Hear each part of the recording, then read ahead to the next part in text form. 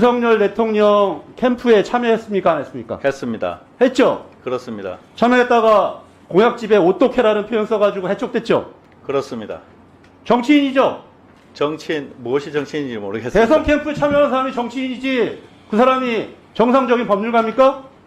자, 이번 사건과 관련되어서 우리 유철한 부위원장님, 네, 윤 대통령하고 서울대 동기고 자유한국당에 입당한 전력이 있으시죠? 있습니다. 정수인 부위원장님, 좀 전에 말씀하신 것처럼 대선 캠프에 참여하시고 인수위 자문위원 했죠? 전문위원 했습니다. 김태규 부위원장 또 마찬가지로 윤석열 대통령 지지 모임에 참석해서 지지 의사를 밝히신 분이죠. 박종민 부위원장 또 서울대 동문이고 대선 캠프 인수위에 했던 분들이죠. 이런 분들 이번 회의와 관련해 가지고 의결과 관련해서 발언했습니까? 안 했습니까? 발언했습니다. 이해 충돌 여지가 충분하고 전현희 위원장 사건을 볼 때만 해도 회피를 해야 될 것 같은데 왜 발언했어요? 법령상 이해 충돌되지 않습니다. 공직자의 배우자가 금품 수수한 사실을 알았을 때는 신고를 해야 돼. 신고하지 않으면 3년 이하의 징역에 처하게 돼 있습니다. 대통령은 조사를 못한다 하더라도 적어도 대통령실에서 신고 업무를 담당해야 될 담당자가 그 업무를 하지 않으면 같이 공범으로 3년 이하의 징역에 처할 수 있는 거예요. 그러면 그 담당자에 대해서는 조사를 했어야죠. 대통령 기록물의 경우에는 신고 대통령 규정이 기록물인지는- 없습니다. 대통령 기록물인지는 권익위원회가 판단하는 게 아니잖아요. 그건 법제처에 유권 해석을 구하거나. 청탁금지 그러면 대통령실에서 그게 대통령 기록물이라고 변명을 했습니까? 지금 대통령실에서는 그 행정관한테 맡겼는데 착오로 반환 안 했다는 거예요. 그러니까 국가에 기속되는 기록물이 아니라 반환해야 될 청탁금지법상의 금품이라고 생각을 했기 때문에 반환을 하려고 그러는데 행정관이 반환을 착오로 하고 안 했다는 거잖아요.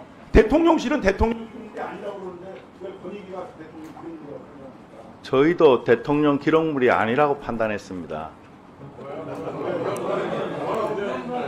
조사는 했습니까? 그러면 김건희 여사에 대해서 조사했습니까? 피신고자에 대해서는 조사 권한이 없습니다. 조사를 시도했습니까? 말씀드릴 수는 없습니다. 곤란합니다. 조사 시도했습니까? 안 했습니까? 조사와 관련된 내용 말씀드리기 곤란합니다. 아니, 이재명 대표의 헬기 이송 사건과 관련해서는 저희도 법 적용 대상이 아니지만 조사를 한 거 아닙니까? 저한테 자료를 보내라고 조사 요청을 했잖아요. 이런 조사 요청을 김건희 여사에게 했냐고요? 의원님 부분은 법령에 아니, 저에 대한 얘기를 하는 게 아니라 김건희 여사에게 그런 조사 요청을 했는지를 물어보는 겁니다. 저에게 했던 것처럼 똑같이 조사 권한이 없지만 조사 요청을 했잖아요. 김건희 여사한테 왜 안 했습니까? 왜 안 했습니까? 대답해 보세요. 거기에는 불이익이 발생할 가능성이 없습니다. 무슨 말씀입니까, 그거는? 제재 규정이 없기 때문에 무슨 불이익을 참, 이렇게 국민 권익위가 엉터리입니다. 자, 그러면 대통령실에 그런 청탁 금지 업무를 담당하는 공무원이 있습니까? 있는 것으로 알고 있습니다. 누굽니까? 죄송합니다. 제가 답변하기엔 곤란합니다. 그 대통령실에 직접 여쭤보는 게 좋을 것 같습니다. 아니, 국민 권익위에서 이런 업무를 진행하려면 대통령실과 접촉을 할 거 아닙니까? 그럼 누군지를 파악은 하고 있어야죠. 그런 것도 파악도 안 되고 어떻게 국민 권익위 업무를 합니까? 처음부터 봐주게 하려고 작정하고 나선 거 아닙니까? 그런 사실 조사 없습니다. 제대로 안 하려고 조사 의지 자체가 없었던 거 아니에요?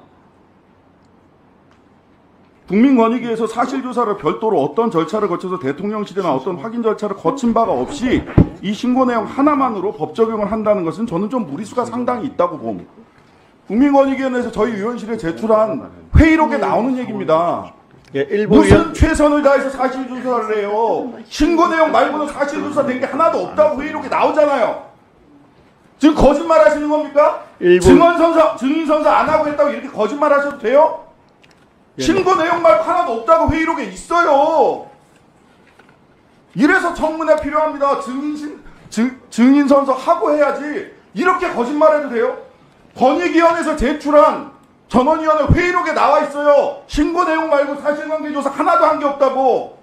이거 뭡니까 이거? 거짓말로 제출한 거예요? 누가 거짓말한 겁니까? 회의록이 거짓말입니까? 정승윤 부위원장님 거짓말 하시는 겁니까?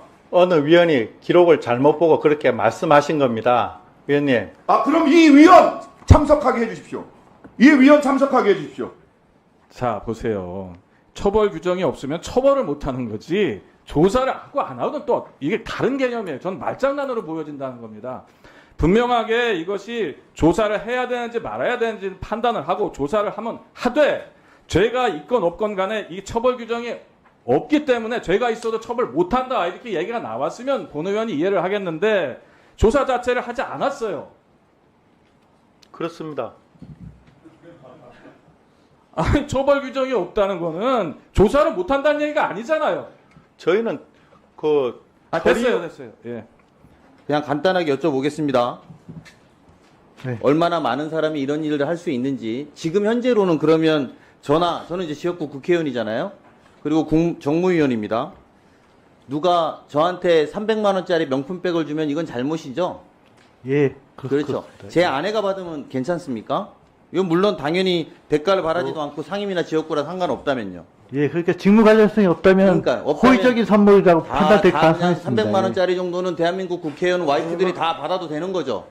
아니, 질문입니다. 예, 그러니까 호의적으로 그렇게 그런 관계라면 그럴 수도 있다는 생각을 그러면 이제 합니다. 그건 국회의원만 되는 건 아니고 지금 저기 뒤에 계신 국장님들이나 이런 분들도 다 부인들이나 남편분들이 직무 관련성이 없다가 판단되면 받아도 되는 거죠. 답변하세요. 위원장님, 제가 질문 드렸는데 답변하십시오. 예. 받아도 되는 거죠? 저 뒤에 계신 분들도. 뭐 바람직하지 않다고 생각하지만 법적인 그러면 그런 것은 김건희 여사가 바람직 않다. 이거는 그렇게 됩니까? 아니면 저 뒤에 분들만 바람직하지 않은 겁니까? 정확하게 답변해 보세요. 김건희 여사가 바람직하지 않은 행위를 한 겁니까?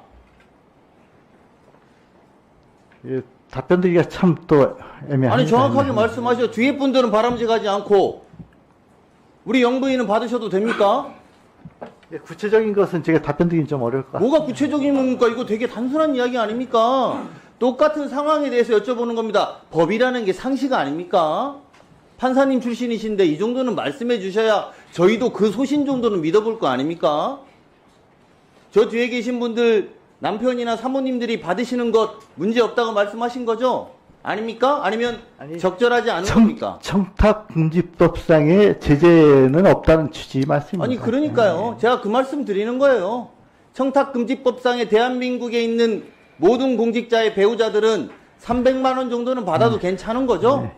현행법상에는 어쨌든 처벌, 제재 규정이 아니, 없다는 그냥 말씀이십니다. 저기 위원장님 오늘 하루 종일 똑같은 이야기를 돌려서 하시는 거예요. 제가 궁금한 건 딱 이렇습니다. 청탁금지법상에 공무원의 배우자는 300만 원 정도는 아무런 직무와 연관성이 없다면 받아도 됩니까?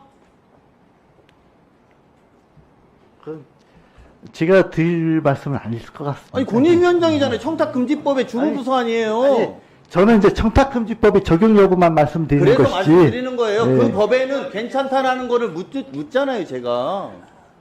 처벌 조항은 없습니다. 아니, 그러니까 처벌 조항이 없으니까 받아도 괜찮은 거 아니에요.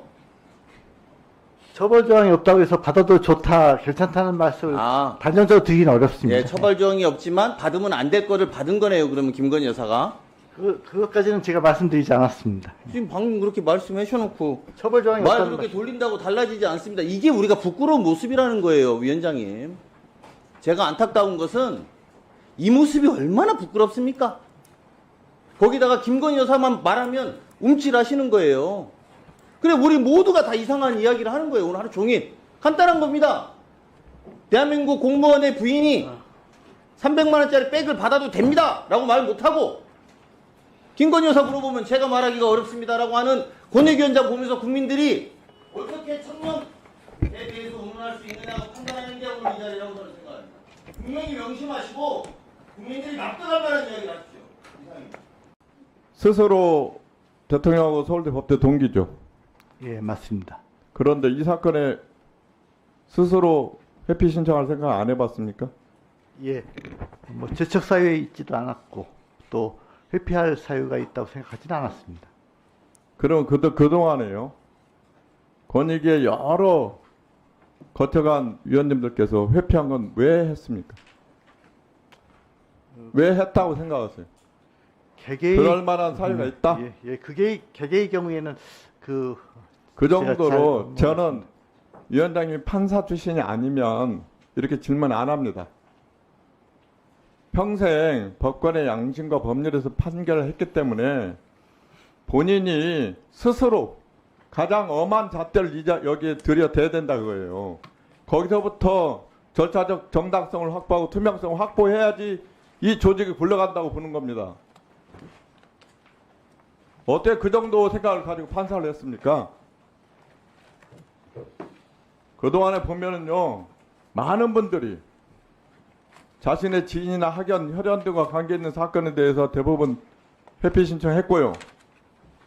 그 다음에 이렇게 회피 신청한 사례가 68건이나 됩니다. 예? 비신고 기관의 지인으로 근무했거나, 비신고인과 고교 선후배거나, 비신고인과 과거 동일장 근무했거나, 비신고인의 법률 대리인의 사유로 회피를 했고요.